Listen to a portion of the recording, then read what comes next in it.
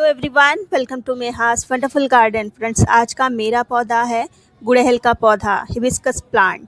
कोई प्लांट आपका लंबा लंबा सा हो रहा है, ब्रांचेस बहुत ही लैगी हो रही हैं, कलियां बनती हैं लेकिन वो बिना खिले ही ड्रॉप हो जाती हैं। प्लांट पर बिल्कुल ही ग्रोथ रुक चुकी है।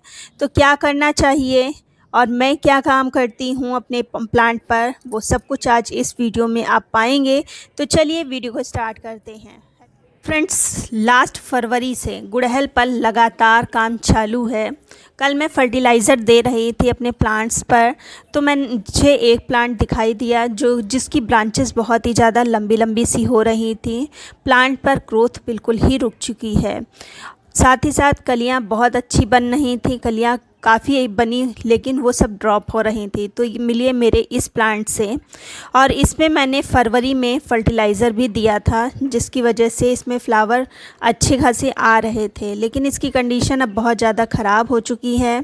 कलियां देखिए आ रही हैं, कलियां बन रही हैं लेकिन ये खिल नहीं रही हैं, ये ड्रॉप हो रही हैं। देखिए सभी पर आपको भी कलियां दिख रही होंगी, और इसमें येलो कलर का फ्लावर, बहुत ही सुंदर फ्लावर आता है।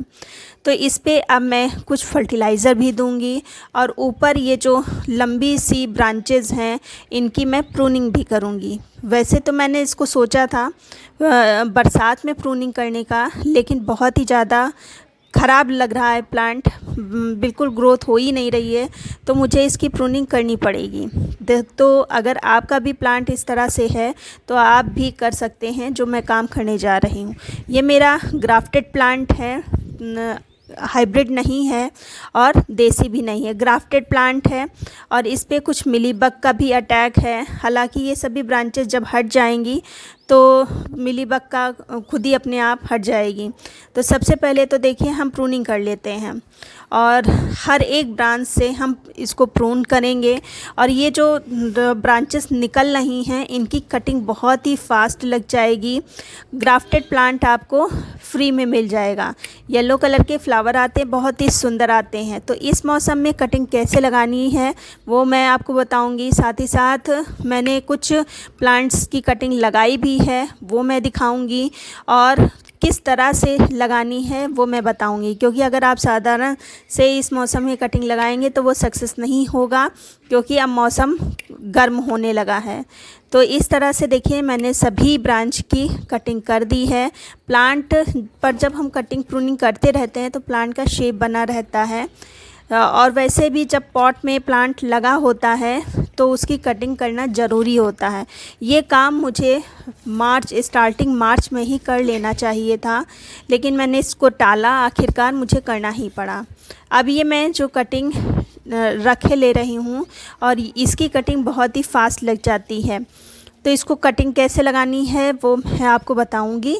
और सबसे पहले तो देखिए ये मेरी एक कटिंग लग चुकी है, और हो गए हैं 2 महीने हो गए हैं, काफ़ी मैच्योर कटिंग हो भी गई है, पूरा प्लांट ही कह सकते हैं। इसको मैं सोच रही हूँ ग्राफ्ट करने का। इसको नया पॉट की ज़रूरत है। जो पॉट है भर चुका है रूट से, लेकिन अभी नहीं करने का सोच रही हूँ। पहले मेरे पास अभी ग्राफ्टिंग टेप नहीं है, तो ग्राफ्टिंग टेप मैंने मंगाया है, आ जाएगा तो ग्राफ्ट करेंगे। अब देखिए मैं कटिंग कैसे लगाती हूँ। तो ये देखिए प्लांट स्टैंड है, उसके नीचे मैंने कटिंग लगा रखी है। इधर मैंने सीड्स को ग्रो करने के लिए रखे हैं। ये सब सनफ्लावर के सीड्स हैं, फ्लावरिंग जो प्लांट्स हैं उनके सीड्स हैं। और इस पॉलीथीन के नीचे मैंने अपनी कटिंग को ग्रो किया है, क्योंकि इस समय टेम्परेचर हाई हो गया है, धूप अच्छी खासी निकलने लगी है। तो अगर ऐसे ही लगा देंगे तो वो कटिंग नहीं चलेगी। इस तरह से जब हम लगाते हैं तो प्लांट की मिट्टी का जो मॉइस्चर है वो बना रहता है, प्लांट मिट्टी सूखने नहीं पाती है। तो 3-4 दिन के बाद खोल के देख भी लेना है कि मिट्टी सूख गई है। अगर मिट्टी सूख जाती है तो पानी दे देना है, और फिर से ऐसे ढक के रख देना है। कम से कम 15-20 दिन में कटिंग लग जाती है। तो इसके बाद अब हम प्लांट के ऊपर कुछ काम कर लेते हैं, फर्टिलाइज़र। तो मिट्टी को देख के आप समझ गए होंगे कि वही फरवरी के बाद से इस पे कुछ भी काम नहीं हुआ है, क्योंकि घास बहुत ज़्यादा लग चुकी है। ये थोड़ा सा साइड में भी रखा था, वरना सामने रहता है तो घास वास मैं साफ़ करते रहती हूँ, लेकिन ये थोड़ा सा साइड में चला गया, इसलिए घास इतनी बड़ी हो गई है। तो सबसे पहले तो ये वीड्स हटा देना है, मिट्टी को बिल्कुल ओपन कर देना है। और कल रात में बारिश हुई, आंधी खूब आई है, और कम से कम 3-4 प्लांट्स जो मेरे रोज़ के बड़े बड़े से प्लांट हैं वो डैमेज हुए हैं। तो बारिश होने की वजह से मिट्टी ये गीली है, और देखिए खुरपी लगा रहे हैं तो रूट्स कट रही हैं। तो ये जो वाइट सी रूट्स अगर कट रही हैं तो ये प्लांट की हेल्थ को आपको बताती हैं। जितनी अच्छी रूट्स होंगी, जितनी अच्छी रूट्स डेवलप होंगी, उतनी ही अच्छी प्लांट की ग्रोथ होगी। अगर प्लांट आपका अच्छे से ग्रोथ नहीं कर रहा है और आपने खुरपी लगाई तो प्लांट की रूट नहीं कटेगी, ऊपर आपको रूट मिलेगी ही नहीं। तो अगर इस तरह से रूट कटती है तो आप खुश हो जाइए, ये प्लांट की हेल्थ को बताता है। तो सबसे पहले तो देखिए हम लगभग आधी तक मिट्टी प्लांट से निकाल लेंगे। वैसे तो ये रिपॉटिंग के लिए है प्लांट, क्योंकि रूट बहुत ज़्यादा भर चुकी हैं, लेकिन अब रिपॉटिंग करना ठीक नहीं है, क्योंकि टेम्परेचर काफ़ी अधिक बढ़ चुका है और प्लांट भी काफ़ी बड़ा है, तो इसलिए हम रिपॉटिंग नहीं करेंगे। सिंपल सा आधी मिट्टी मैंने निकाल ली है और इस पे फर्टिलाइज़र देंगे, लिक्विड भी देंगे, सॉलिड भी देंगे। आज मैं ठोस फर्टिलाइज़र दे रही हूँ, 2 दिन के बाद इस पे लिक्विड फर्टिलाइज़र भी मैं दूँगी। तो इस तरह से मैंने मिट्टी को निकाल लिया है, और देखिए कितनी मोटी, ये देखिए जो जड़ है कितनी मोटी सी है, इसका मतलब नीचे पूरी रूट भर चुकी है। तो बरसात में 2 महीने बाद मुझे इसकी रिपोर्टिंग करनी ही पड़ेगी। तो इस तरह से हमने देखिए आधी तक मिट्टी निकाल ली है। अब हम फर्टिलाइज़र देंगे इस पे। देखिए फर्टिलाइज़र में मैं ये मिक्स फर्टिलाइज़र दे रही हूँ, और ये नर्सरी से ही लाई थी। 1 किलो का पैकेट था, इसमें सब चीज़ मिक्स हैं।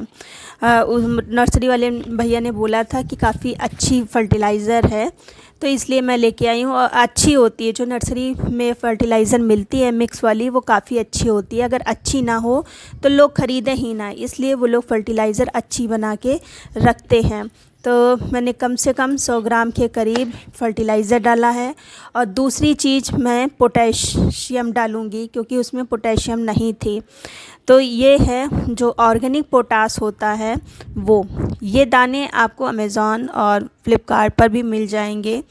ये केमिकल नहीं है, जैसे अब टेम्परेचर हाई हो गया है तो केमिकल अगर रेड पोटास डालते हैं तो हो सकता है प्लांट को थोड़ा सा प्रॉब्लम हो, लेकिन ये दाने बिल्कुल ऑर्गेनिक हैं।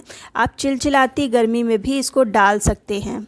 तो मैंने देखा आपने कि मैंने कम से कम 40-50 दाने डाले हैं, और फिर उसके बाद हम मिट्टी से इसको कवर कर देंगे। जितनी भी मिट्टी निकाली थी उस मिट्टी को फिर से इसी में डाल देंगे।